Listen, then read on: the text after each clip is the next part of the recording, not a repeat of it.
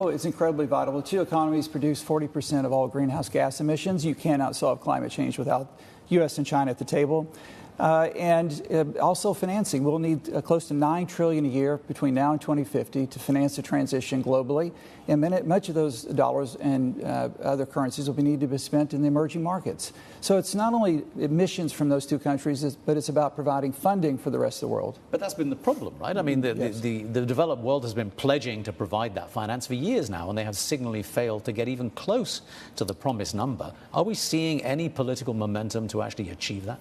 Not much. That's where the private sector can play a really important role. The private sector is ready to provide financing.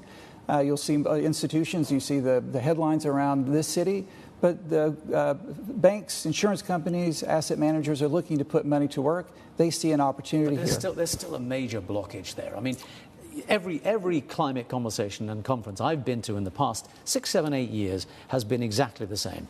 The institutions say we have money, which they do quite demonstrably, but they also say we don't know where to put it because we're not seeing the projects that will develop it. There's a massive split between what the innovators and the climate side is talking about and what the money side wants to see in terms of investable projects. You're absolutely right. There's a market failure. That's where we need the public sector to designate transition plans, to put them in place either on a sectorial or a country basis, and then certify those plans are actually green.